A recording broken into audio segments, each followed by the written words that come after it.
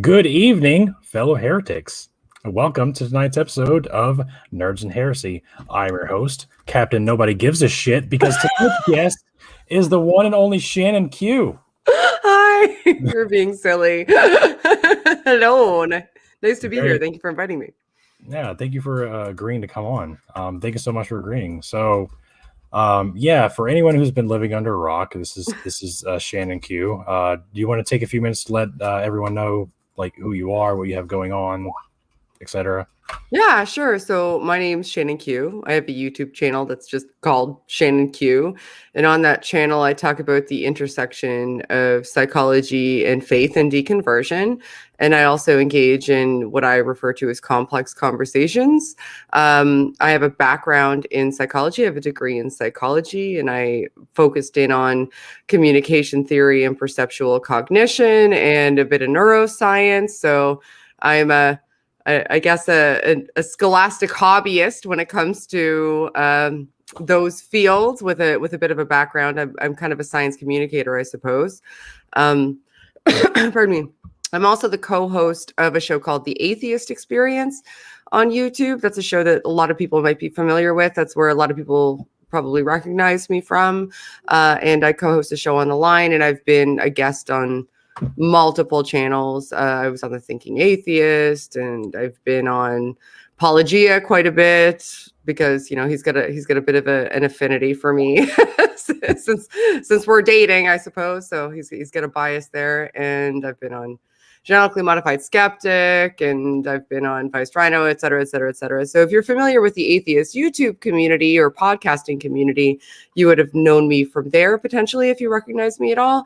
I've dipped my toes in TikTok. I mean, clearly I'm no CaptainDadpool, but I have dipped my toes in TikTok a little bit. So I'm over there as well. And I also shitpost on Twitter. So that's what I'm all about. So nice to meet you guys. If you haven't seen me before, I'm excited to be here. And now you have reached the pinnacle, the accolade of being on. But I'm packing it in. Nerds+Heresy. Like there is no higher echelon to achieve. I thought it was when I got co-host of Atheist Experience, or when I was on Seth Andrews' podcast. No one's really heard of that. No, it's really, this is it. This is it. I finally reached the upper echelon of the atheist community, and now I'm done. Really, I'm packing it in after this. So it's been nice, guys. It's been fun. Yeah. But I've done everything I need to do. I'm on Nerds+Heresy now.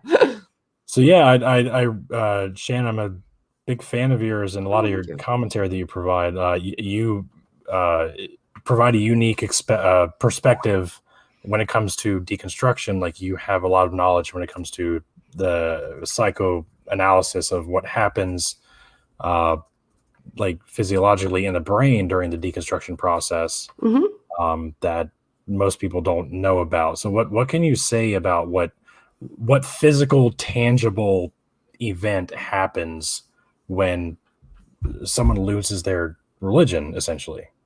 Oh gosh, that's such a broad subject. I know. I'm sorry, but well, your brain does a thing, and then you're not a Christian anymore. Then you're not religious anymore. It's so complex, and it really drills down to, I think, what faith you're in and how you came to the faith. So my I'll use myself as a locus of example. So my deconstruction wasn't as detrimental to my psyche as potentially a lot of other people's deconversions were, because I wasn't entrenched in a community that involved me to, or involved that I engage in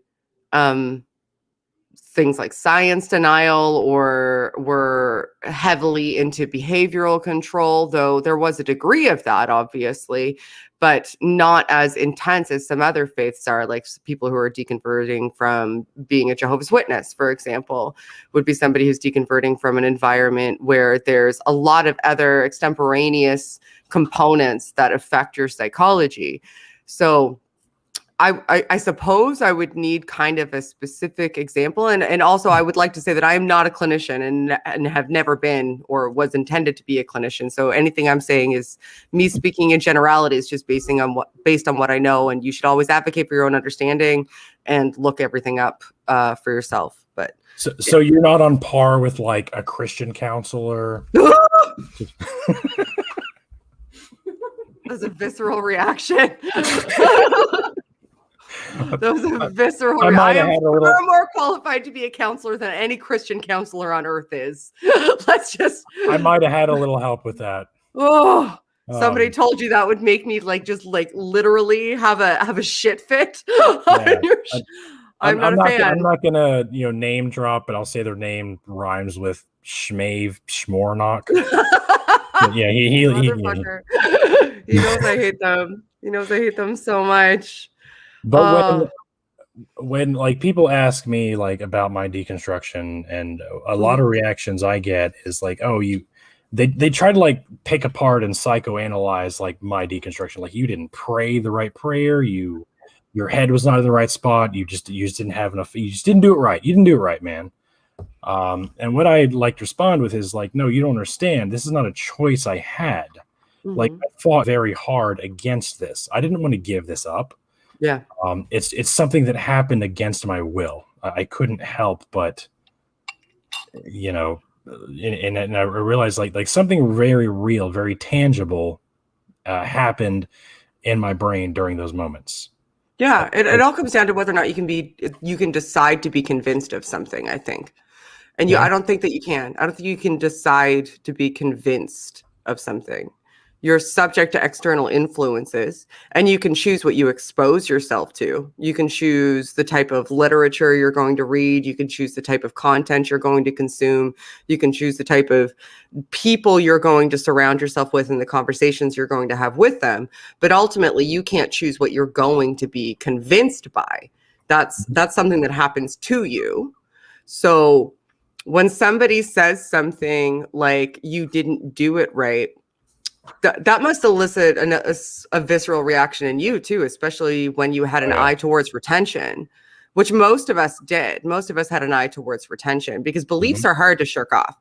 You don't go into, it seems as though people who are theists, especially in the apologetics vein of theism, see atheists as somebody who just decided that they disliked the ideologies and just determined that because I dislike these ideologies, I'm just going to not believe them anymore, as though that's something you can just decide to do. Like, oh, I don't think I like this anymore, so I'm just going to entirely deconstruct my belief structure in order to not adhere to it. Seems to be what they think, but that's just not the way that we work psychologically. It would elicit serious dissonance. Are you familiar with cognitive dissonance? Of course. Okay, cool. The podcast you're talking about? Yes, that's what I'm talking about. Great podcast. Eli. Cool. That's great guy. Yeah, yes, exactly. That's what I'm talking about. No, but cognitive dissonance is when you have a belief that like butts up against another belief, essentially.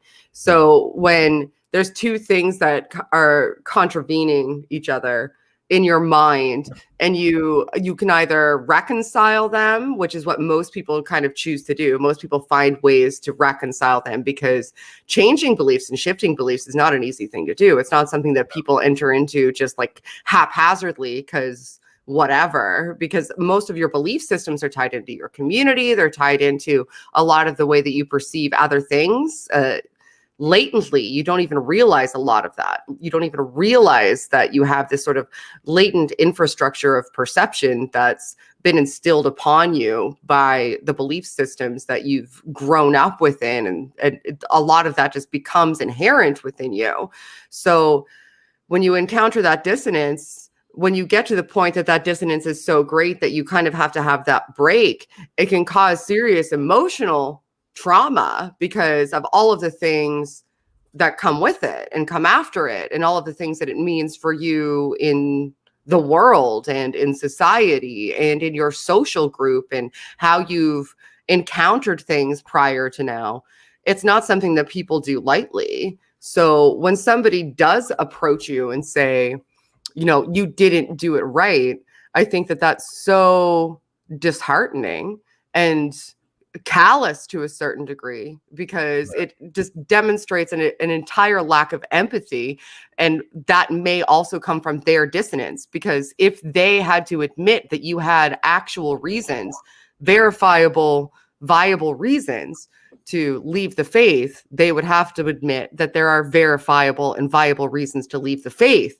And that's something that people can't contend with well. Yeah, they have to like devalue your process in order for them to like retain or attack. And like, like I was saying, like, oh, my camera's fuzzy for some reason. What's going on here?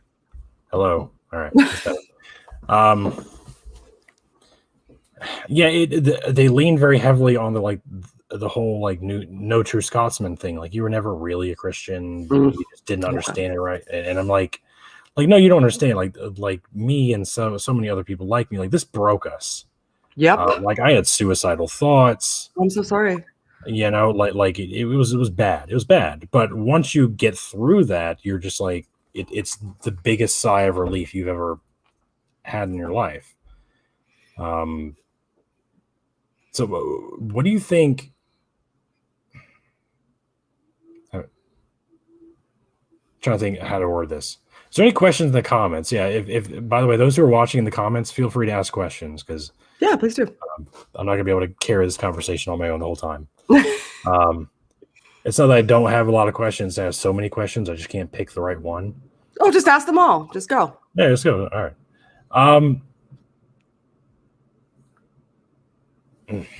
See, I'm still having trouble. I'm still in trouble with that. Why are you having trouble? Like, what aspect of deconversion do you feel as though you wanted to delve into a little bit more? Like, what niggles at you? Like, what bothers you when it comes to these types of conversations or people who approach you?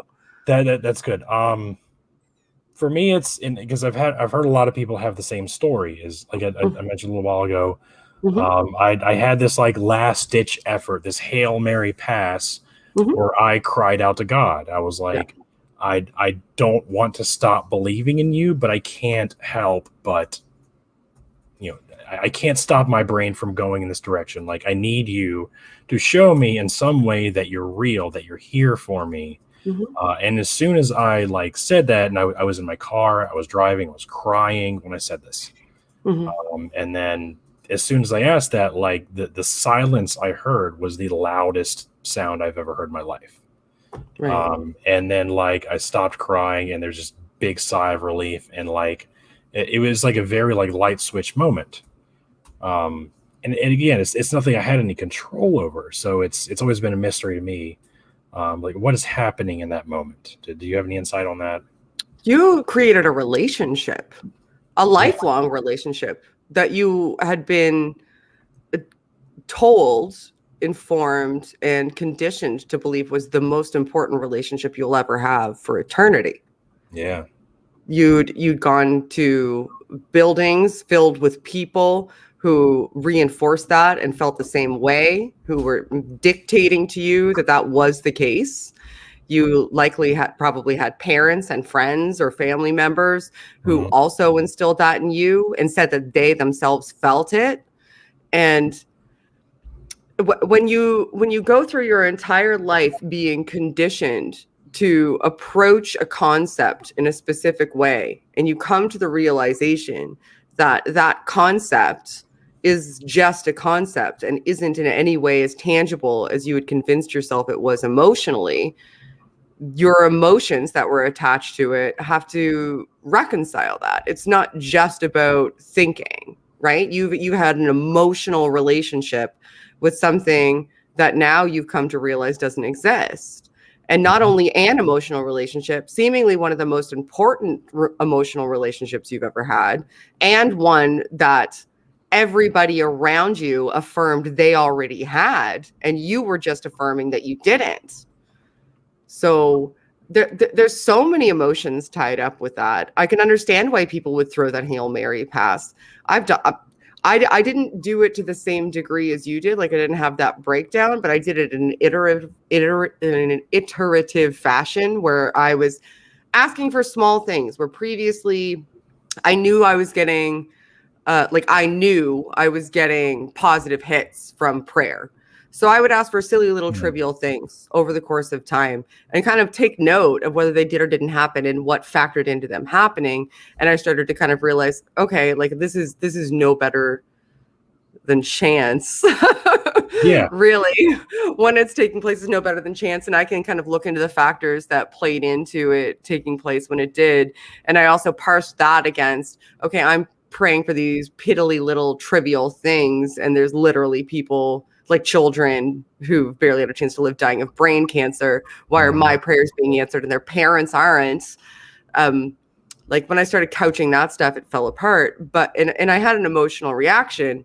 But it sounds to me as though you were more fully entrenched. Like you actually went to school to invest yourself in this. Like you had thrown a good portion of your life into dedicating yourself to this emotional connection. So there would be more than just those emotions, which are strong enough already. It would also be, what does this mean for my life and what I've dedicated myself to? What have I given up? What does this mean for my relationships? What does this mean for me going forward? What does this mean for how I interact with people? What did I miss out on as a result of this? Who did I potentially hurt because I believed something that was untrue? All of that would factor in simultaneously, and you'd get a huge flood of emotional response. That's why religious trauma syndrome is a very real and viable thing that a lot of people experience, and it shouldn't be as poo-pooed as it is because other people want to retain their faith, and you having this serious emotional trauma makes that difficult for them. Yeah, that's like hit the nail on the head. Like my deconstruction was pretty much sparked by my education, learning that everything that I had been taught for so many years was wrong. And so I started like, like one thing fell off. Like I stopped believing in hell, and then I stopped believing in God's omniscience, and then I stopped believing in X, Y, Z, and like one thing fell after the other, and to the point where I was just like, do I believe anything anymore? And then my youngest son, he almost didn't make it during the delivery. Like there was two. I shared the story a few times before. But he had two heart rate monitors. They both flatlined at the same time.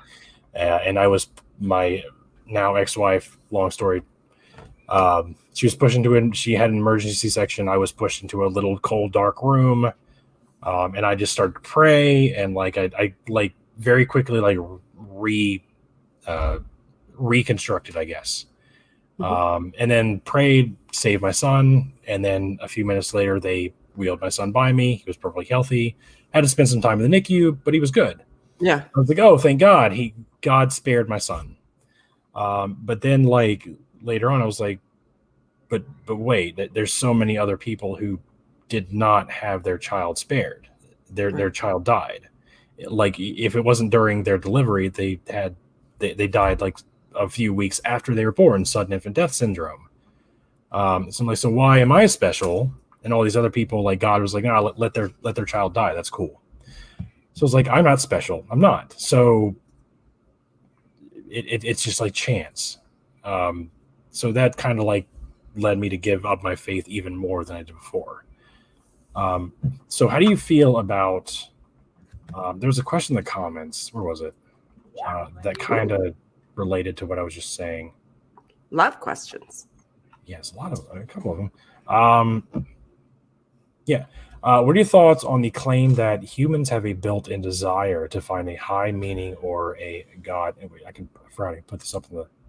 There we go. There it is. I'm learning. I'm new to this. Yeah. Thoughts on the claim that humans have a built-in desire to find a higher meaning in or goddess character to explain the why we're here. Ask Gwenadel. Oh, that's a really good question. And I think that it's valid because I think I don't know the best way to approach this. There's so many books that I would recommend on it that are going to be far more articulate and elaborative than I am. I'd have to be very succinct and concise, and it's difficult when it comes to something like this.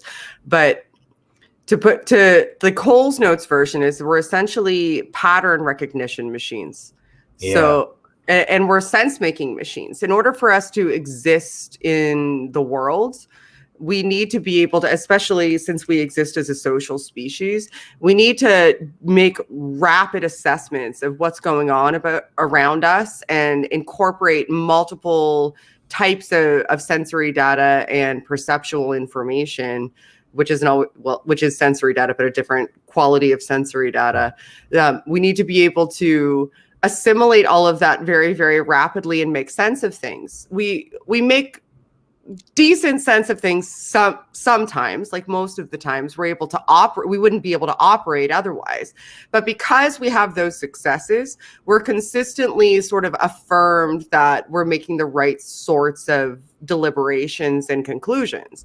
And because we're consistently affirmed that we're making the right sorts of deliberations and conclusions, when it comes to things we don't know, we're very driven towards finding explanations, to the point that as soon as we find something that seems as though it's right to us or seems as though it makes the most sense to us, we'll usually stick to it, especially if we have some sort of external influence or community influence telling us that, yeah, I feel that way too. I affirm that as well. Then we feel as though we have consensus, which is an additional affirmation. So when it comes to things like a built-in desire to find higher meaning, I'm not sure that we have necessarily a built-in desire to find higher meaning. I don't know where I would point to say that, but I do believe that we have a built-in desire for sense making. And because there are things that we can't necessarily make sense out of, us as community groups, as societies, making sense of things by virtue of the supernatural is something that you can see across large swaths of time that we have available to us. It's very, very persistent that you'll see cultures having supernatural components for explanations for things that they can't understand. And as that gap sort of shrinks a little bit and we understand a little bit more and can affirm it more empirically, it becomes a little bit more difficult for some of us, at least, to hold to these community standards of sense making that relate to supernatural claims. I think that there's an additional sort of flip side of that, where because we have this higher order cognition, because we're aware that we're aware, that is like an additional sort of step towards it being tricky as humans, because we have to not only explain what we see going on around us and how we interact with one another and what's existing in the world, we have to explain why we ourselves exist, because we're aware of our own existence and are able to articulate that to one another.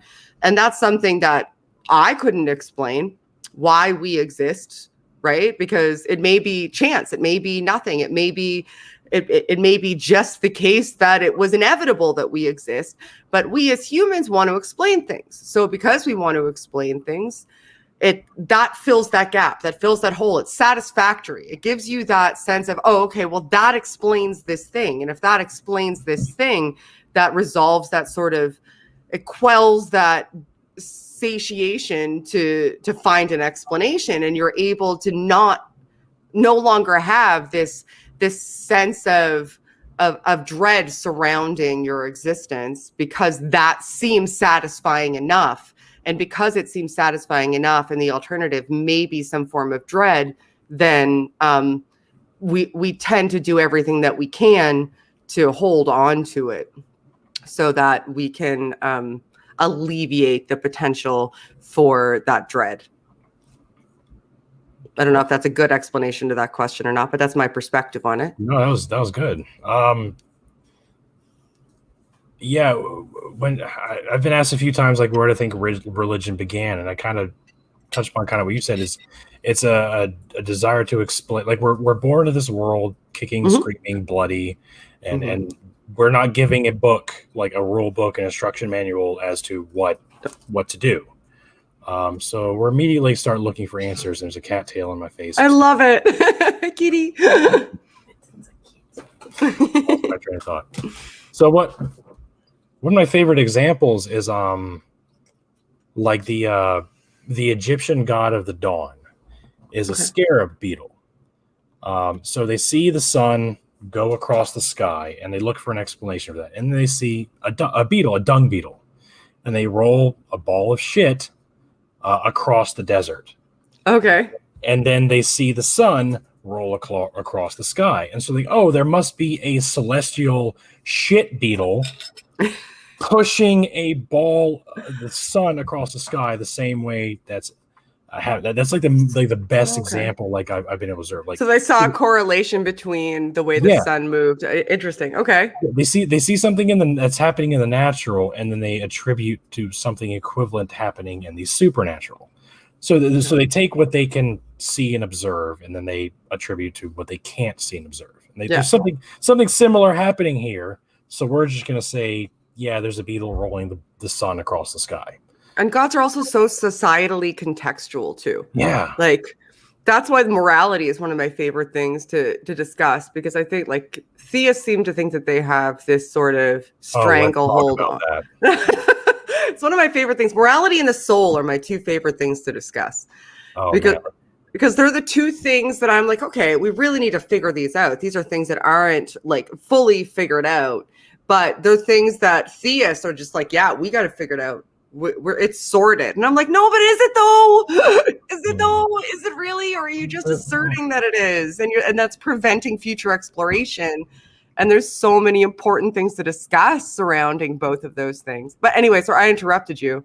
But yeah, you said let's talk about it. What would you like to talk about relating to the objective morality thing? Because that's I've noticed, at least in TikTok land, a lot of like TikTok apologists, they lean heavily on this. I don't know how they get there. I'm not sure either. Like especially like Frank Turek. I know. He blocked me on like every social. Oh yeah. Oh, goals, because I said his book was expensive toilet paper. I've responded to a few of his TikToks or his videos on TikToks. I don't know if he uses a secretary or something to do that, but I haven't blocked yet, and I'm blocked. Lots of them have me blocked. I'm problematic. That is goals. Real talk. That is goals. What is your take on the whole objective morality issue? I don't think that that's a thing. You don't think objective morality is a thing? No, I think morality exists in relation to goals that are defined by humans. That's all it ever could be to me. Let's talk about theist morality for a second, because it's one of my deconversion linchpins for certain, because I realized as I read the Bible for the first time, I'd been a theist for years before I actually, I'd read passages, I'd read sections, but I'd never opened it from one cover and not stopped until I got to the other cover. So I did that in my 20s, and I was like, what the so I got to the passage that was the test for the unfaithful wife in Numbers. And and I was very staunchly anti-abortion at that time because of my faith, and it was just it seemed intuitively accurate to me that that was life, you wouldn't take it, and that's what God would want. And then I got to the test for the unfaithful wife, and I was like, God's literally committing an abortion here. Literally God's like, hey, if you think your wife is cheating on you, get her to drink this dust water. And if she is, then I'll shoot the baby out of her and she'll be infertile forever. And I was like, whoa. Yeah. For context, for those who don't know, there's a scripture in Numbers that it's a recipe for an abortion potion. Yes. Where you give it to your wife, and if she has been unfaithful, then if whatever she's pregnant with will be aborted immediately, and that is per the law of Moses, the law of God. So yeah, it's a big smack in the. If you ever have any conservative who's like, abortion is murder, show them that verse. It's crazy. It's right there. It hit me in the face.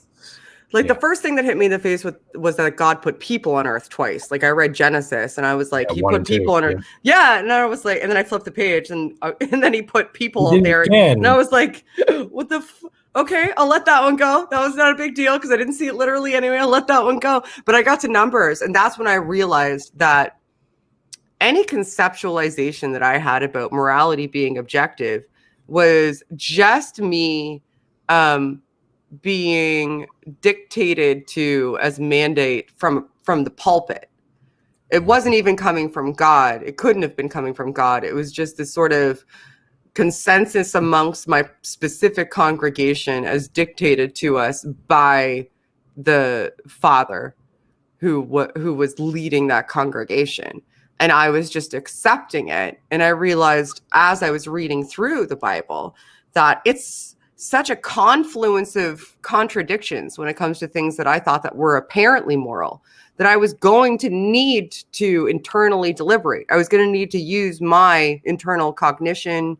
I was going to need to use my skills of deliberation and thought and logic in order to be able to discern what was moral out of this, because there was no way to take it prima facie. There was no way to just look at it and say, here's the list of the moral shit.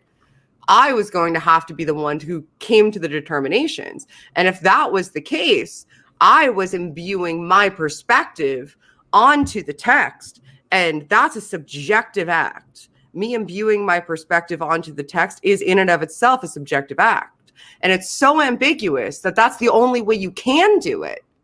And that everything started to unravel for me at that point when I realized that what I thought was moral, because it seemed as though it was just common sense to me based on what was dictated to me. And what was dictated to me was supposed to be from this book that I'm now currently reading. And as I read the book, I realized that it in and of itself has multiple contradictions. So I can allow people to dictate to me how to perceive those contradictions, which is their subjective perspective, or I can use my own. And doing that, I needed to have a standard that existed outside of the text. The standard that I had to not be from the text. I had to have a standard with which I was weighing the text. And as soon as I did that, I realized, as soon as that hit me, I realized, okay, the standard can't come from here because I'm using an external standard to judge this book. That external standard is something entirely different. It has to be. I'm not gleaning it from the text. I'm figuring out what my standards are and how they relate to the text. It's all subjective.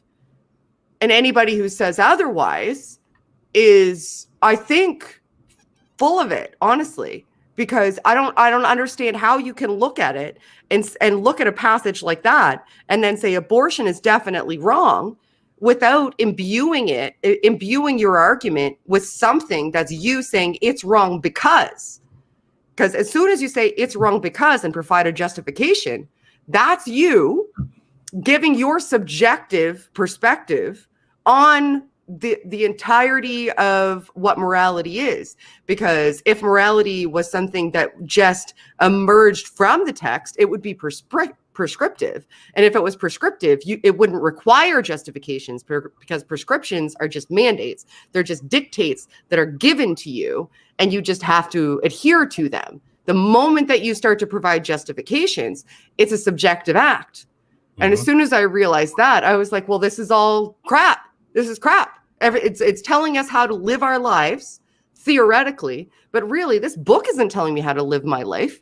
A bunch of people who have read this book and have their own subjective interpretation are telling me that went over time, that they created structures around, are telling me how to live my life based on how they interpreted this book. This is just a book. It's just a fucking book. It's just a book. And that unraveled me. That was it. That and the soul. Like once I started studying brains, I was like, well, that's it. We're done. Between morality and the soul, I was like, this is all nonsense. None of it makes sense. Christianity is it's nonsense. It's not. None of it makes sense. Sorry, yeah. I get a little worked up when I talk about my deconversion because I'm so mad. Sorry. I think we all do. I think we all do. Be quiet. My bad. Yeah, there's a video about going back to Frank Turek that's going around on TikTok a little while. Like in the atheist TikTok, there's always a clip from someone that everyone kind of responds to at the same time. Okay. And most recently, or one of the more recent ones is Frank Turek, and he's in it's a clip of a debate he has. And I forget who he's debating. But he brings up slavery in the Bible, and Frank Turek is prepared. He's so prepared. He has this whole slide, this PowerPoint. It's like, first of all, one, slavery is this. It's like it's voluntary slavery. The whole thing we've all heard. Voluntary slavery. That's an actual oxymoron. There's no such thing as voluntary slavery. Right. And then he's like Jesus came to set the captives free, and like a bunch of bullshit. And whoever's debating him, like, he was kind of speechless. He didn't respond right away.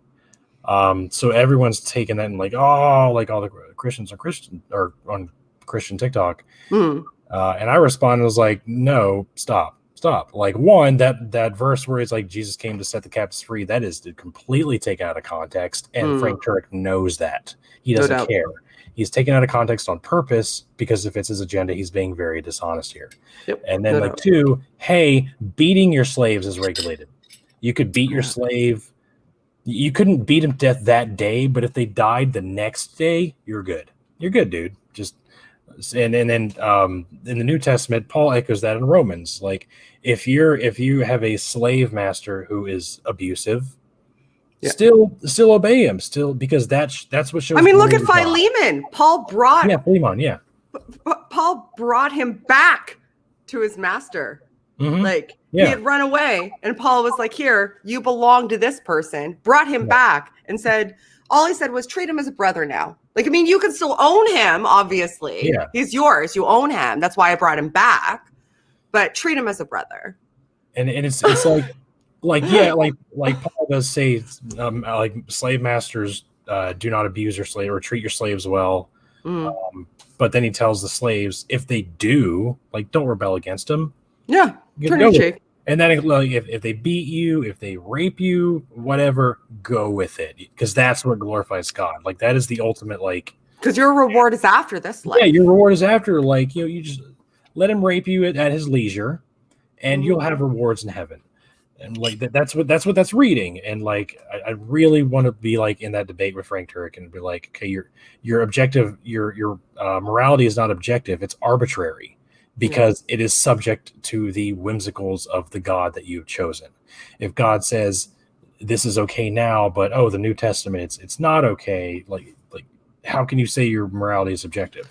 And nowhere explicitly does it say in the New Testament that slavery is not okay. It's just inferred by people who know now, based on their moral standards, that it's not okay. And they need to retroactively justify it by saying, well, Jesus said these things that we can infer.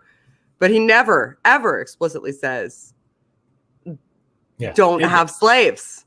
Don't rape people. Will. It's like, God created us with free will. Like, that's not biblical. No, that's true. It doesn't say that anywhere in the Bible that God created us with free will. That's just something that we, like, deduced from the text. That's not really explicitly stated. Like, it may imply that from time to time, but... Well, it has to, so that we can explain why God's doing absolutely reprehensible things. To massive groups of people. You have to say that that's justified because they blank. But then the moment that you're entering into that justification, like that's you again imbuing it with your subjective perspective on what is or isn't moral, and not things are moral simply because things can't be moral simply because God does them. Because if they were, then something like a genocide would be moral if you take the text literally. And if you don't take the text literally, if you take it figuratively, then how do you get morals from that? If it's figurative, it's not a prescription anymore. It's not any sort of objective. Again, it requires interpretation. So I just don't know how they get away from it. I really don't. Like, it's so plain as day to me that it's confusing to me when people don't see it, and frustrating to me when people tell me I'm foolish for thinking it's the case, because I don't see holes in it. I don't know. Maybe I am an idiot. What's most frustrating for me is like I get like I was at one point when I was in a Christian, I was able to ignore certain things, especially about the Old Testament, or like explain it away. Like you're taught to do that. Of course we all are. Yeah. Noah's Ark. Like, we all had Noah's Arks like above our like cribs and stuff. Like, it was about fun. Look at the animals. Look at this is happy. Everybody's dead. Like, it's good. Like the rainbow. Oh, happy rainbow. It's all sunshine and rainbows, literally. So you're taught at an early age or even at a later age how to ignore them or conveniently explain them away through one theory or another. But so I get that. I get that when Christians who try to make that defense and like, okay, I get where you're at, but you're wrong. What drives me crazy is, again, guys like Frank Turek or William Lane Craig, who take these issues and they my boyfriend. They try. They try very hard to justify them, and like they really tackle these issues, and they try to, like explain them and justify them for people. I never again want to be in a position in my life where I have to put myself in a place where I am desperately seeking intellectual escape hatches and emotional escape hatches to explain away why atrocities are okay. That's a really good way to put it. Escape hatches. Yeah.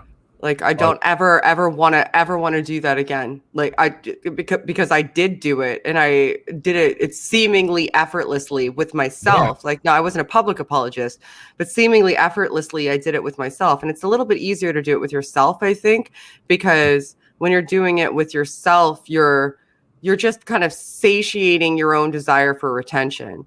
So anything that you can say to yourself that even arbitrarily satisfies that or satiates that desire, you're going to go, okay, yeah, no, that makes sense, of course. And then you're just going to move on. You're going to move on to avoid that discomfort.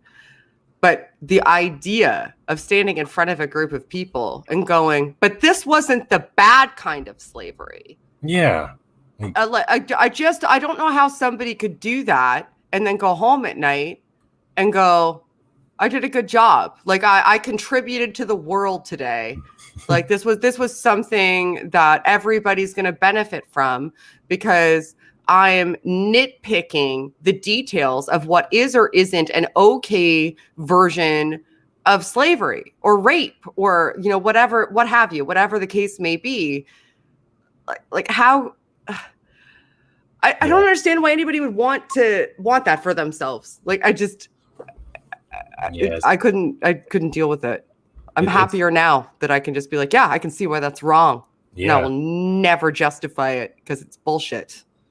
It's so different being on the other side now. We're the immoral ones, though. It's because we want to sin. Yeah, that's all it is. We just want to, have casual sex or whatever we want to do. Drugs, rock and roll. Obviously. That's why I'm so dramatically interesting is because of all the sex and drugs and rock and roll. Yeah, clearly a drug addict over here. Me too. So where am I going with this? I don't know. I want to move away from the slavery thing a little bit. Okay. Just because that's something that's hammered on very heavily, especially on TikTok. Mm-hmm. But like I was saying earlier, like being on the other side, you observe things very differently. Oh, for sure. I made a tweet today where I was like, I'm noticing like studying the Gospels now is very different than when I studied them as a Christian, because now I'm noticing things I didn't notice before, like specifically Matthew goes out of his way to defend the Romans. To make the Romans seem, defend the Jews. Okay. He goes out of his way to make the Jews look innocent and make the Romans look like they're the bad guy. He kind of demonizes Pilate more than the Gospels, but then Luke and John come around and they emphasize how much of a kind, understanding person that Pilate was, and they places more emphasis on the Jews' relentless effort to crucify Jesus. Like they have a very clear, whoever authored those two books have a very clear narrative that Matthew didn't have. So like even though Pilate was a ruthless like governor, emperor, or dictator, he crucified people all the time. He didn't care. But Matthew, like Pilate gives like multiple opportunities. Like, are you sure you want me to crucify Jesus? Like 3 times. He's like, he doesn't seem like a bad guy. Are you sure you want me to? Yeah. So like he goes out of his way to like emphasize certain like things like that. So it's just weird. So you're noticing things now that betray the political agendas of the people that were authoring. Yeah. So that you weren't attuned to before. Because previously you were looking at it potentially just from a scriptural perspective to draw out something theological and not looking at it as possible political propaganda that was tied into theology. Yeah. And now you can see the aspects of it where the person who was authoring it was intending you to have a specific sort of idea about a group of people and how that group of people related to a Messiah. And how that would elicit a specific set of emotions towards this group of people. Hi, Dave. Fuck you, Dave. God damn it, Dave. Dave's throwing shade in the comments. Who put that up there? He's not throwing shade. He's just he's trying to get me to escalate is what he's doing. He's a bad person. Son of a bitch. But yeah, I'm getting into a lot of back and forth with other Christians, like on TikTok, like about Jesus he didn't make any claims to divinity, or he didn't claim to be God until John. Right. Or how the Trinity is not biblical is an idea that came much later. Mm-hmm. And like I have all these Christians who are coming at me trying to argue. I'm like, no, you're wrong. I can read this and be objective about it. Like, I don't care. I can call a spade a spade. If Jesus claimed he was God in Mark, I would say that. I have no problem saying that, but he doesn't. Paul doesn't say that about him. Matthew, Luke doesn't say that about him. John is the only place he does. Or like the Trinity. Trinity is not biblical. It's something that was argued about later, even after the Council of Nicaea. And they're like, no, the early church fathers believed in the Trinity. No, they didn't. They believed that Jesus was subservient to God. And I can show you that in their writings. So they don't care. Like, no, you're wrong. Like, I'm not. But they're wearing rose-colored glasses. They can't see it any other way. And I get it. I was there at one point. Yeah. And most Christians, I think, like day-to-day Christians, they just they don't even understand the construction of the gospel. Like most of these things are I can't, if I had $1 for every time that somebody that I said, well, the gospels aren't in, like, Matthew's not the first gospel. If I had $1 for every time somebody was like, yeah, it is. And I was like, and also we have no idea who wrote them. They're like, well, there's names on them. I'm like, not the names of the people that wrote them. But Christians are certain of that. And at the time I was a Christian, I probably would have been certain of that too. And it's not that anybody told me that it was the case. It was just, kind of taken for granted that it is the case. But I can still remember the first time I told somebody, like when I kind of entered this fear that, well, I mean, Mark's the first gospel. And then you look at Matthew and it's basically 80% Mark, except for some like verbatim also. Like, it's not like ambiguous. It's like verbatim. The only real thing that's different is like some political stuff that he imbues here and there. But otherwise, it's 100% that's the case. And people, absolutely not. I'm like, have you read them though? Yeah. Like literally, you can hold them side by side. Like, there's a reason that they call it the synoptic problem. Like, Mark, Matthew, and Luke have some issues. Like, they clearly all borrow from each other. Like, you can't use them as independent sources because they're fucking not. They all had Mark. Obviously, they had to. They copy it. As well. There's no way they didn't see it. Why, if you were a first-hand account, would you be copying someone else's homework instead of giving your own account? It's crazy. Like, it doesn't make any sense. Why doesn't that seem weird to you? Yes, it's so interesting, like, reading them now and be like, why didn't I notice that? Because I studied the Bible, like, religiously, pun intended, when I was a Christian. And, like, I poured over this thing. And I didn't notice these things and now I notice them very plainly.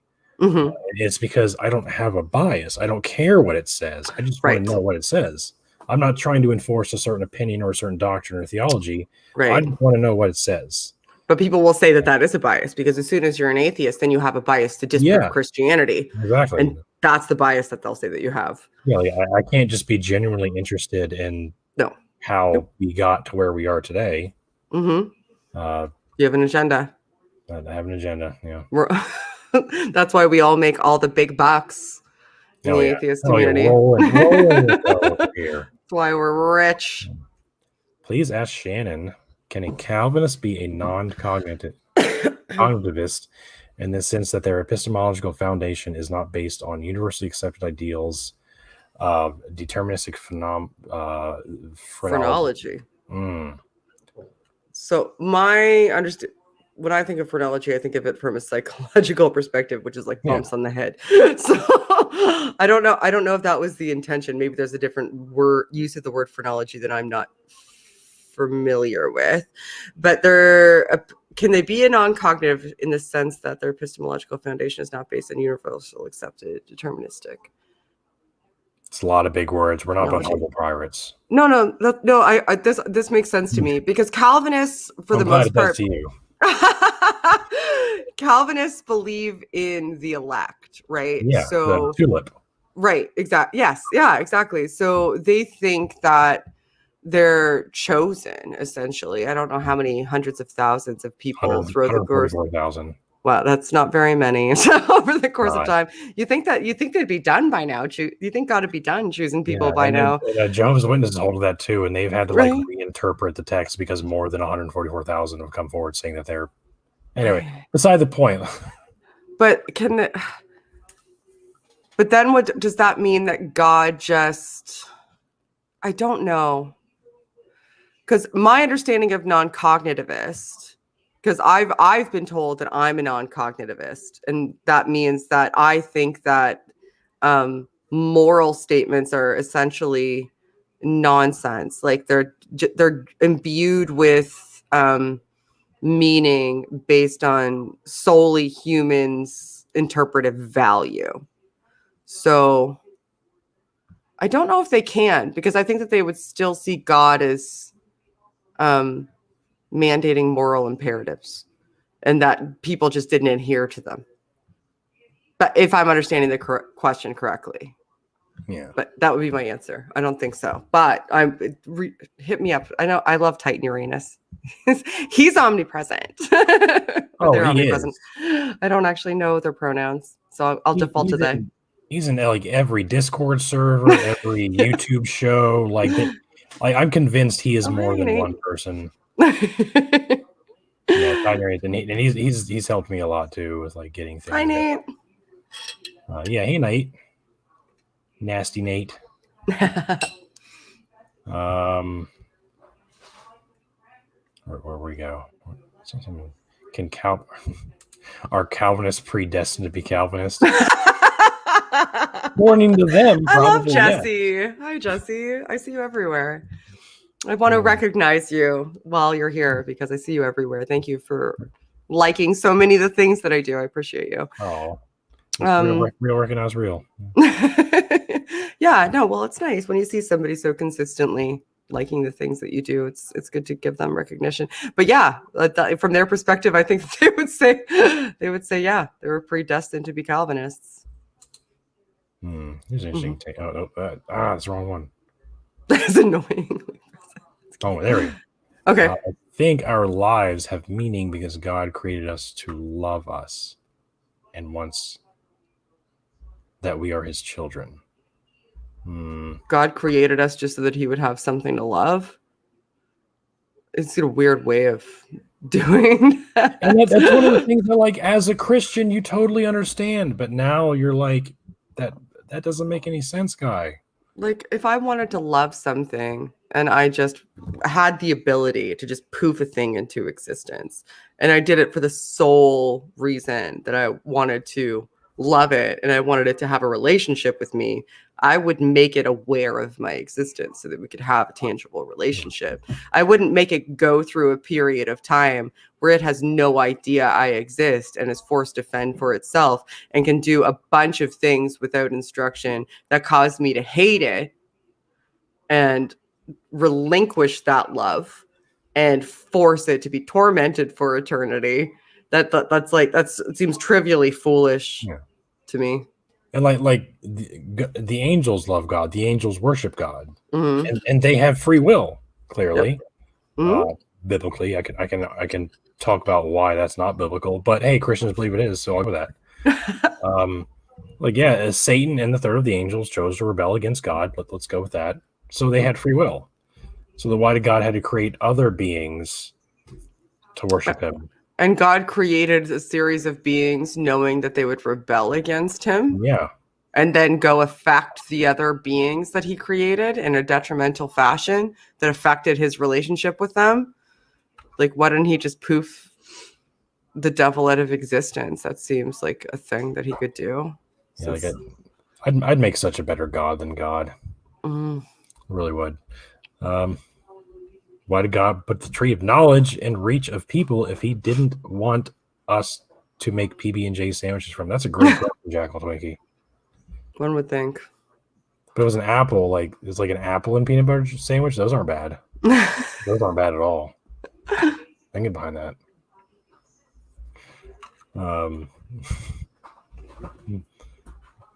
I'm so burnt also. I'm sorry for everyone that I'm a lobster on your stream. Oh, everyone is lately. I was at the beach all weekend. The heat wave. Crimey River. It's so bad for you. Man. So terrible life you have. It's awful. Trials and tribulations. It's cool. It's cool. Okay, so fuck you, Dustin. Just fuck you. Fuck your face. Oh. Fuck everything you stand for. All right. Poor Dustin. Dustin, I'm with you. I think you're okay.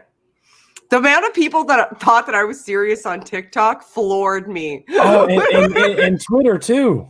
I know. And you and I both had to explain. Like, yo, Dadpool's an asshole. Fuck him. Somebody on my TikTok was like, he's great. This is your loss. And I was like, how do people see that? What? Oh no. I even put in the descriptions like, we're just having fun, guys. Don't take it. I did it. This is my fault. I did this. I thought people would know that I was just being a jerk. We knew. For fun. Possible. We even coordinated it. It's the internet. Yeah. Yeah, somebody said that on Twitter, and I was like, we talked about this beforehand. It's all good fun. We're all friends here. I know. Yeah, people thought it was legit. I know.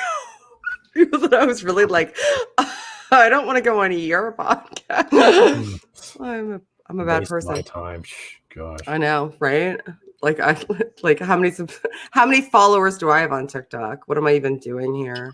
Yeah, right. I'm so lucky. Thank you. Stay in your lane. We're on YouTube. This is my lane. This is your lane. This is literally my lane. I'm the newbie here. I'm the amateur. I'm in your territory, Rizwan. Oh, I'm an amateur. And on Twitter too. Like, I'm new to Twitter.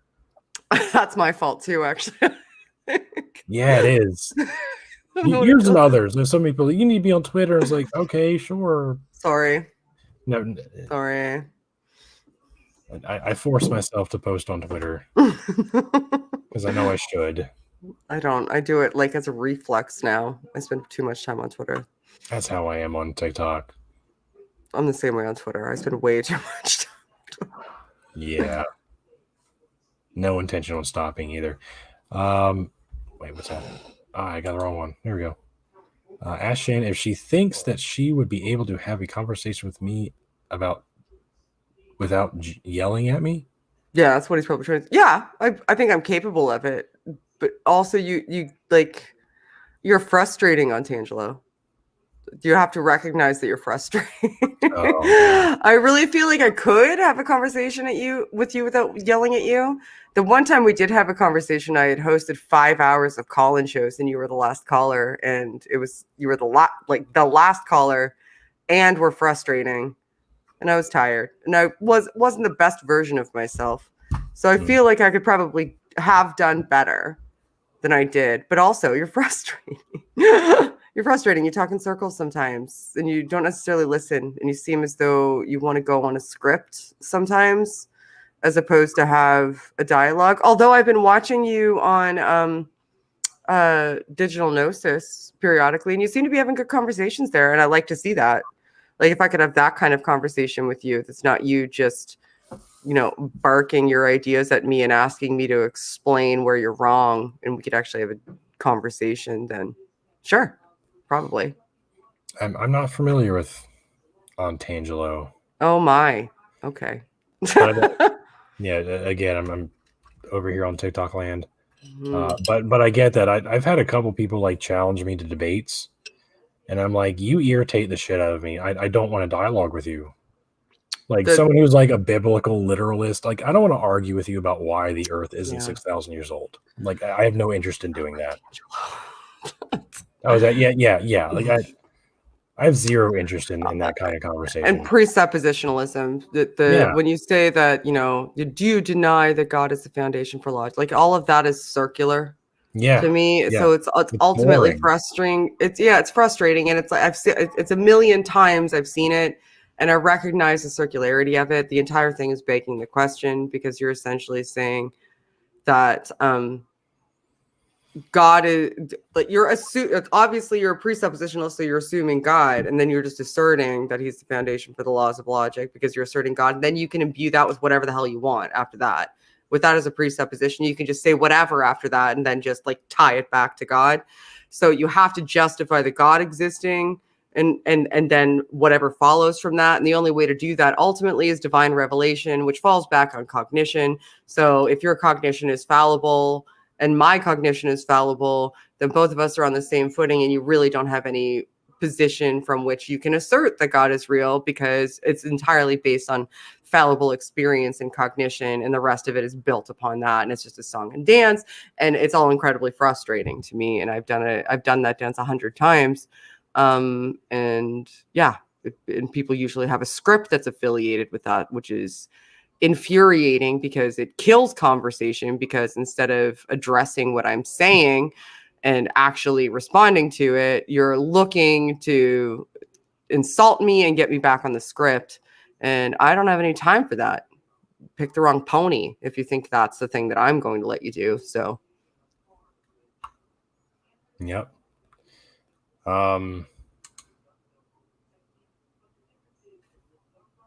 That's how patient Shannon is if she yells, yeah. I'm kind of the same way. I've had people give me similar feedback. I'm usually quite patient. Like I felt like I talked on D'Angelo longer than most people do in the college. But also like I was a little bit more terse than I usually am because I was tired and exhausted. And I could have done a better version of I could have been a better version of myself. So I recognize that. You're with Darth Dawkins and Batman. Yes, I have. That's on my bucket list, by the way, is to talk to Darth. Why? I don't know. Oh man, I feel like everybody's done it except me, and I did it by accident. I feel left out. I did it by accident. Like I want to be a part of the group. I could go the rest of my life and I will go to the rest of my life not talking to him again because I don't see any point to it, especially after what he did the last couple of days. But yeah, I don't know. It's Oh, look at that! Remember to like and subscribe. Hey, how did that pop up there? That's weird. Click the wrong button. Oh, here's a good question. Let's see some more Apologia on TikTok there, Shannon. You're gonna hopefully. Okay, so the thing with Apologia right now is you're going to see, and with me, is that we bought a house together, but he lives in Calgary and I live in Nova Scotia. And how far away is that for those who are stupid? About 5,000 kilometers. Oh, that's a bit. It's a bit. It's a bit. Canada's a big country and he's on the other side of it. So and with COVID restrictions, like it's a bit of a nightmare. We both work full-time jobs from home and have kids. So we take possession of the house July 26th. He arrives here July 8th. His dog arrives here July 6th. Like we have exciting. Like it's a lot of coordination. There's a lot of moving parts. He's selling his house there. I'm viewing the apartment that I'm living, the sad little apartment that I'm living in here right now. So both of us don't have a lot of time for content right now as a result of our lives being upended. We've got to go into quarantine when he gets here. So because we have to go into quarantine when he gets here, I have to get everything that's not moving out of my house because we come out of quarantine 2 days before we take possession. So we have to use that time for packing, but we can't take anything out that's like garbage or donation. And anyway, hopefully soon. The last one he did was actually Frank Turek, and he did it with. Speaking of Frank Turek, the last one he did was a Frank Turek parody. But hopefully soon. He'll still be putting out YouTube videos. Those are his priority right now. Well, he has asked me and Biddy Buddha. I know. Yeah, and you probably know. So those who are watching are privy to some exclusive information. He asked, me and Biddy Buddha to do a show or two this August. Yep. Of eggs and ham, or ham and eggs. Yes. I may have had a hand in recommending both. Oh, shocker. I appreciate that shout out though. It's very exciting stuff. You mentioned me. I was like, oh, okay. You get to be a cartoon. That's exciting. I do. I'm very excited about that. I love to be a cartoon. I've always wanted to be a cartoon. It's my childhood dream. You do apology a cartoon. All right. We had some chatter in the chat that I missed. The hardest thing about deconstruction. That's a good question.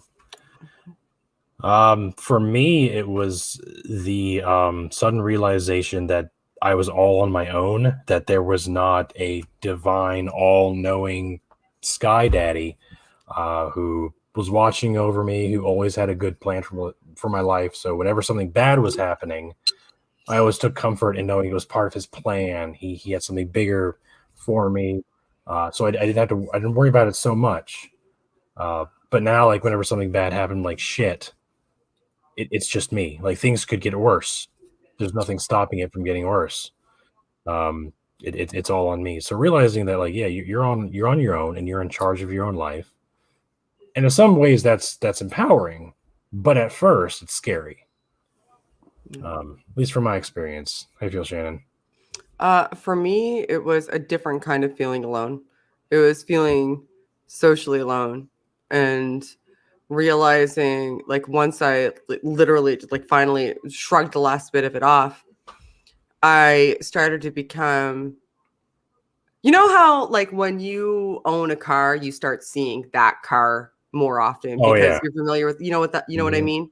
When I deconverted and started deconstructing not just my faith, but how my faith caused me to interact with society at large, like things like LGBTQIA issues and abortion and like race relations and all of this stuff, all of this societal stuff, and how I saw politics, all of that started to deconstruct with me. And I started to realize how heavily entrenched it was, and effortlessly so, and kind of went without saying in amongst not just my social circles, but my family, and started to very quickly realize that I was an outsider.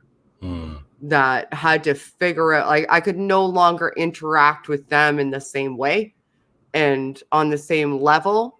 I didn't believe the same things. I didn't approach how to deliberate about concepts in the same fashion, and that I needed to create an entirely new interaction style in order to retain relationships while also staying intellectually and morally honest in those interactions. And that was, and still is, even to this day, the heart, and seeing it everywhere, realizing how embedded it is in every aspect of society and how much people take for granted that it is.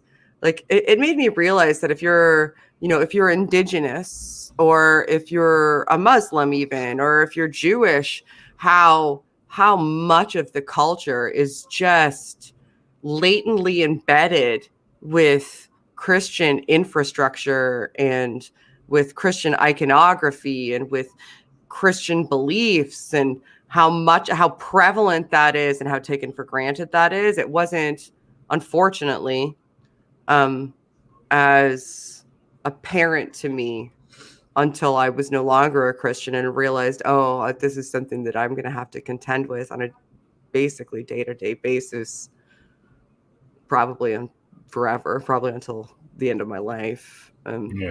with the people I live with in the society that I exist within. That was the hardest part for me. So I immediately became an outsider because I,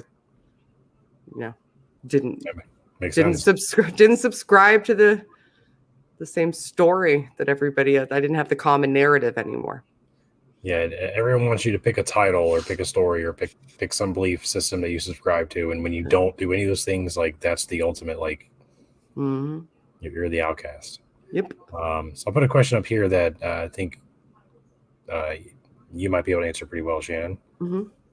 Most people don't realize that stress hormones, oxytocin, is also meant for bonding. Do you think that? I think why leaving religion is so difficult is because many don't realize the community resources available.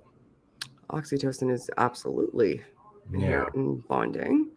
I didn't know that it would be a stress hormone, though. Acetylcholine is more of a stress hormone than oxytocin. I'd have to look at that because I don't see it as a stress hormone because it's usually dopamine agonist. Is it a stress hormone?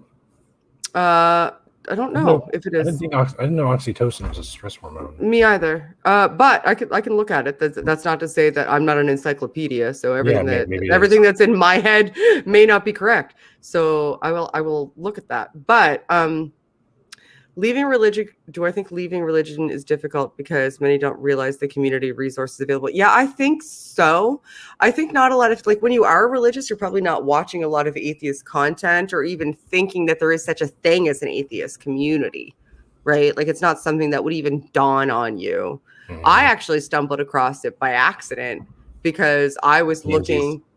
Really? It's so funny, eh? So many of us do, just because we're looking for other types of resources. I stumbled across the atheist community because I'm dyslexic. So I was going to read through the Bible again, and I decided the best way to do that was to listen to it as I was going to sleep. So I was like, maybe I could find that on YouTube. And I found, pardon me, I found Hannah and Jake's channel. And when I found Hannah and Jake's channel, The Bible Reloaded, they started reading through the Bible, and I was listening to that as I was going to sleep. And I went through their playlist. And when that was done, it kind of filled my recommendations with Apologia and Godless Cranium and Cosmic Skeptic. People oddly who are like some of my best friends now, who I work with all the time. It like filled my recommendations with those people. So I think that I felt very alone, and like there was I was an island. There was nobody else who probably thought like me, and that I was just going to have to keep it to myself initially. And it frustrated me until I realized, oh my God, there's other people saying things. There's other people who are speaking up and building these communities and finding these resources and doing what they can to fight against this indoctrination and the effect that it has on society at large. So I think that there is absolutely a point to that. But now I really want to look up oxytocin as a hormone. I know more about neurotransmitters than I do about hormones, but I didn't know that it affected stress, because it's complex to me that it would facilitate a high degree of emotional attachment, which is something that I do know about. And also, is it a deficit of oxytocin that gives you stress? I'd have to look now. I really want to look it up. Desperately advocate for your own understanding. Look things up, and also admit if you don't know something, because I really don't know if that's the case. Don't be afraid. I do that all the time. I really don't know.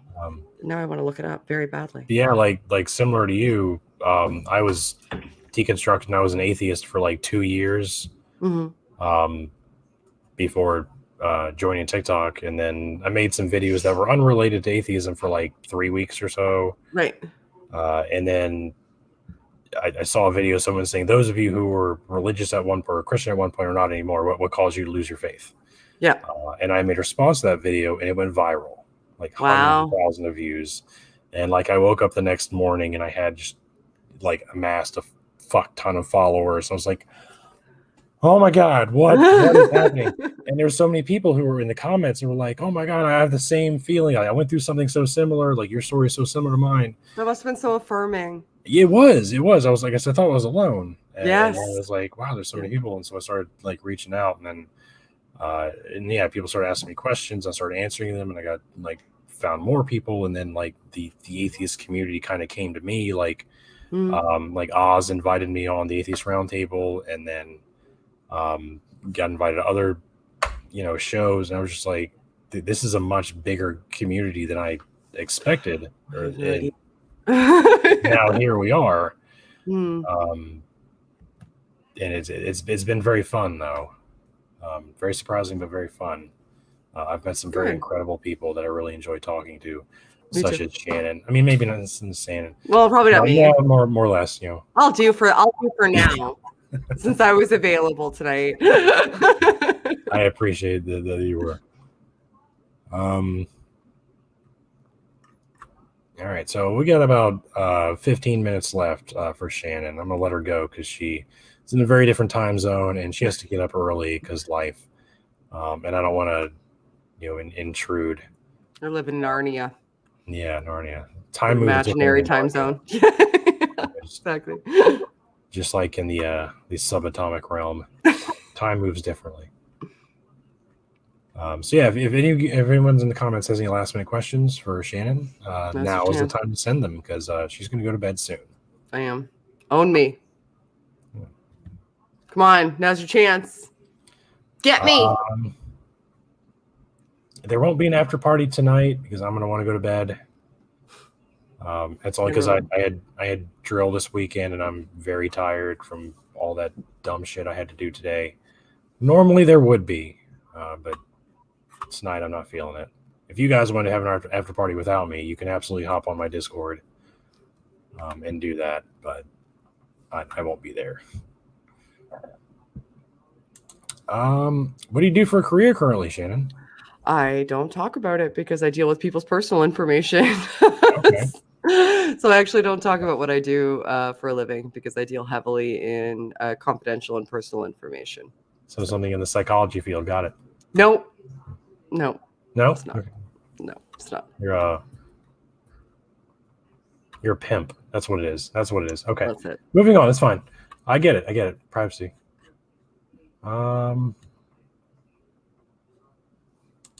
What is this? Can we talk about prayer and brain activity? Yeah.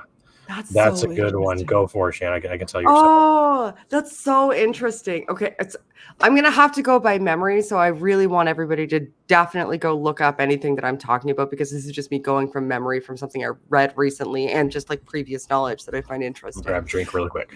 Okay, no, go ahead. So, an interesting thing about prayer is that it acts fundamentally like meditation. So if you are meditating, it operates similarly to prayer. Even though meditating isn't you attempting to communicate with something outside of you, it's you attempting to have this sort of internal, introspective sort of state where you're kind of like cutting out other perceptual influences and having just this introspective experience. Prayer operates from a brain chemistry perspective in a really similar fashion.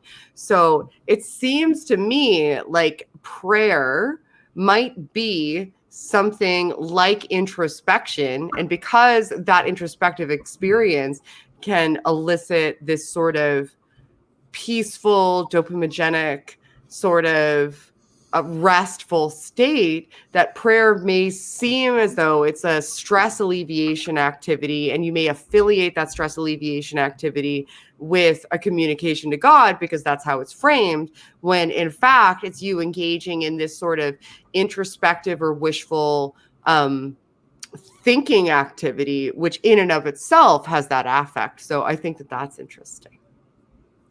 I remember because my denominational background is Assemblies of God, which is charismatic Pentecostal. Mm-hmm. So we did the whole tongues thing. Oh, you had glossolalia. Glossolalia, isolalia, xenolalia. Yep, did all that. Yeah, cool. I'd spoken tongues like briefly for a period of time, but I felt weird doing it, so I stopped. Do you know something cool? Oh, I'm sorry. Please go ahead. But something cool about glossolalia, I actually did a TikTok about this, is that they've done a series of studies on glossolalia. Oh, sorry. No, I think I was about to say something what you were going to say. Go ahead. Okay. So the series of studies in glossolalia is actually really, really interesting. Like when you look at language production is a series of sounds for lack of a better term, called phonemes and morphemes. So phonemes are the smallest component of a language, and morphemes are more complex components of language that we can construct together to make meaningful sounds. So a word is a complex morpheme, which is a meaningful sound, which means that you can imbue some sort of interpret some sort of meaning from the sound through relation. So what's fascinating is that different cultures, because of the way that language is constructed, have similar phonemes at birth, and those phonemes are kind of like called off, and you only have a certain subset of phonemes. So like there's this like close to massive set of phonemes that you have from the time that you're born that are available to you, that you kind of make innately. And then as you start to learn languages, the phonemes available to you that you utilize start to kind of cull down, because only the ones that you use in your specific language that you're learning are necessary. So your brain just kind of like cuts off the rest of them for the most part. People who have glossolalia 100% of the time are only using phonemes that are available in their native language, which means that everybody who has glossolalia is making sounds that are the smallest component of the construction of a word that would exist, or a series of words or whatever that would exist in their native language. And that's almost without exception. So if you see somebody who has glossolalia, which is the speaking in tongues sort of gibberish nonsense, if you see that language in Germany, or if you see it in England, or if you see it in Japan, or if you see it in like a tribe in like in Africa, like if you go to Ethiopia and you see it, you're going to be able to predict reliably the type of phonemes that are being used based on the phoneme structure of the smallest component of the most prevalent language sounds. And it will not deviate, which means that you're forming that inside your head based on your available phoneme contingent, like the available scaffolding of phonemes that you've constructed from language acquisition in early childhood, and you don't deviate from that. So you would expect, if you were speaking in this God-given language, that it would be a unique language, and that unique language would have its own phoneme set that doesn't exist or is consistent across cultures, and not that in each individual culture would only use the phoneme set that corresponds directly with their native language. Yeah. So sorry, you said something about communication brain stuff. I heard that too. So like if your native language is, depending on what your native language is, your brand of tongues is going to sound different. Correct. And with enough practice, you'd be able to distinguish between the different types. Mm-hmm. I've also heard that that's kind of why a lot of churches, those who don't know, Pentecostal churches will kind of give you a prompt to get you started when speaking in tongues. It's like the see the key to Mahanda, see my tie tack, and then like you just say this, see the key to Mahanda, say that over and over and over again, and that's kind of like how you rev the engine. So yeah, like churches, my church never did that, but I've heard of churches generally teaching that as like a way to get that going, because it's a familiar sound, it's a familiar language. Mm-hmm. So in a sense, they understand that, but they don't really understand that.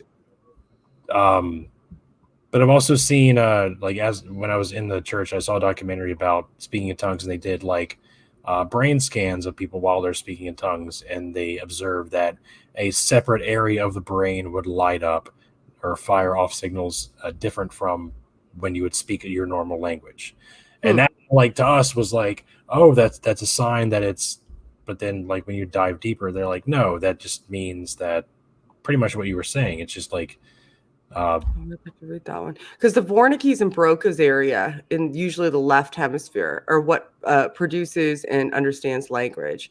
It's contralateral to your dominant side. So if most people are right-handed, which means the Broca's and Wernicke's area are in the left hemisphere. If you're left-handed, there's a chance. Still, sometimes they may be in your left hemisphere, but usually they're in your right hemisphere if you're left-handed.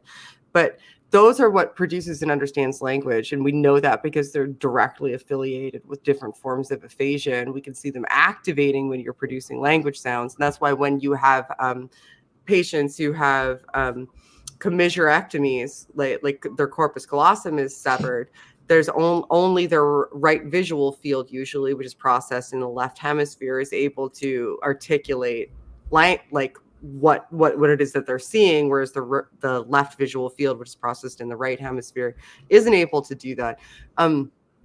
So they're definitely affiliated with language production and comprehension. I'm wondering what area of the brain it is that they found was affiliated with glossolalia, and if it's off of the Broca's or Wernicke's area. Hold on. John? Hi, John. John, is that you? Who's John? He's a friend from church. Oh. I haven't heard from him in years. Wow. In your lives. Has he been in lives? Sorry, I had to interrupt. No, that's okay. Yeah, John was a good friend of mine back in the day, and then I just saw him pop up and like, hey. Anyway, sorry. Hi, No, John. you're okay. I'll catch up with you later. Thanks for stopping by and shouting out to me. That is worth stopping for. Yeah, my brain's all thrown off now. Thanks, John. Typical John. John ruined you. Always. Yeah, I'm pretty sure you can just find that on YouTube, though. Yeah, it'll show like the guy will go in and he'll speak in tongues and it'll show like, oh, this area of the brain is firing off, which is weird. It shouldn't be firing off, but it is. And then I'll have to look at what it is and what it's about. I think you'd like it. Probably. Cool. All right, so yeah, if anyone has any last minute questions, send them now because I'm gonna let Shannon go because she's probably ready for bed. Yeah, I fried myself, so Yeah. probably good. What is the next hair color you're gonna go with, Shannon? I am staying natural for the summer. Yeah, it's just easier to deal with, especially with the move and stuff. Just because it's a constant array of colors that I should probably give it a rest also, just in general, because I've fully fried it. I've bleached it so many times at this point that it's fully destroyed. So I should just give it a rest. I hear that happens with changing the color of your hair a lot. And also my hair is exceptionally long. Like really, you can't see how long it is, but it's like basically like down to like the sky is blue because God loves the infantry. That checks out. I'll endorse that. I don't know why, but I will. That's the thing. Blindly endorse it. That's the thing we say in the military because the color of the infantry is blue. Oh, okay. We have a blue cord and a blue discs, and so and whenever they say what in basic training and whatever schools you go to, they're like, why is the sky blue? And the answer is because God loves the infantry. So I had to throw it out there. That was just for me. That wasn't for anybody else. That was just for me. And what makes the grass grow is the blood of our enemies. Anyway. All right. Moving right along. Yeah, someone knows him. It doesn't. All right. So, thanks again, Shannon, for coming on. I really appreciate that. Look forward to having you on in the future, maybe sometime, or being in whatever happens whenever our paths cross. I'm excited for. We'll shitpost each other on TikTok. Yes, let's do that because it confuses. It's gone so well so far. People just don't understand. Like, why are they fighting? They're on the same team. Oh my gosh. Thanks, Dustin. Yeah, thanks again. Thank you for everybody who showed up. If you want to hop into my Discord server, there's a public open discussion. I probably won't be there, but feel free to go in there and have a follow-up discussion. Thanks everyone for all the questions and comments and kind, encouraging words. And stay tuned for next week. We have more exciting things coming. All right, Shannon, do you have anything you want to plug before you leave? Like where they can find you, what you got going on currently? You could follow me on Twitter at Shan_Q0, but I wouldn't recommend it. It's awful over there. It's a dystopian wasteland. My channel's called ShannonQ. If you're interested in psychology and brain stuff and conversations about all manner of things with all kinds of people. Oh, I'm talking to Mark Soms on July 3rd, who's a neuroscientist from South Africa who wrote a book called The Hidden Spring that is a really interesting and fascinating theory of consciousness that has to do with the brainstem and emotions being the locus of conscious states that I think is really fascinating. So I'm going to be talking to him on July 3rd. If you're interested in consciousness dialogues, he's pretty cool. And I host the Atheist Experience sometimes, so you can see me there if you're not subscribed already, and you should. It's cool. And yeah, I'm not good at plugging things. I don't know if you like me. You can just Google ShannonQ and find all kinds of stuff, I guess. Thanks. I'm really bad at closing shows, so I understand. I always say help elevate the discourse. Bye. Thanks, guys. See you all next time.